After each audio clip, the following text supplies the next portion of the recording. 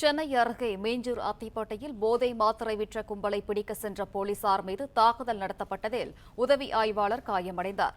கூடுதல் விவரங்களை வழங்குகிறார் செய்தியாளர் கதிரவன். கதிரவன், வணக்கம். என்ன நடந்தது கதிரவன்?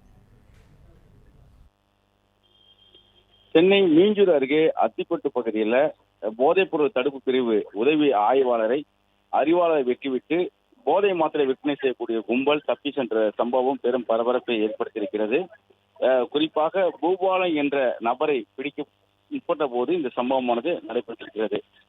பூபாலன் சரித்திர பதிவேடு குற்றவாளி என்றும் தற்போது போதை மாத்திரைகளை மும்பை போன்ற பகுதியிலிருந்து வாங்கி வந்து இன்ஸ்டாகிராம் போன்ற சமூக வலைதள பழக்கத்துக்கு மட்டுமே விற்பனை செய்து வருவதாகவும் அவரது மனைவியை ஏற்கனவே போலீசார் செங்கல்பட்டு அருகே கைது செய்து சிறையில் அடைக்கக்கூடிய நிலையில தொடர்ந்து பூபாலன் தலைமறைவாக இருந்ததாகவும் இன்ஸ்டாகிராம் மற்றும் வாட்ஸ்அப் போன்ற தகவலை வைத்து அத்திப்பட்டு அருகே இருக்கலாம் என்ற சந்தேகத்தின் அடிப்படையில் நேற்று உதவி ஆய்வாளர் கூடிய வெங்கடேசன் ஒரு காவலருடன் சென்று அவரை பிடிக்க முற்பட்டதாகவும் ஒரு வீட்டில் அவர்கள் பதுங்கியிருப்பது கண்டறியப்பட்டு அங்கு சென்ற போது பூபாலனையும் ராகுல் என்ற நபரையும் பிடித்துவிட்டு திரும்ப முயன்ற போது பின்னால் இருந்த ஒரு நபர் பின்பக்க தலையில அருவாளால் வெட்டியிருக்கிறார்கள். இதில் ரத்த காயமடைந்த உதவி ஆய்வாளர் மற்ற எதிரிகளை பிடித்து முற்பட்ட போது இந்த 6 பேரும் தப்பி ஓடியதாகவும் அருகிருக்கூடிய சாய்ராம் கிளினிக்கில் அவருக்கு பின்தலையில 3 தையல்கள் போடப்பட்ட நிலையில தொடர்ச்சியாக அந்த ரவுடிகளை பிடிக்கக்கூடிய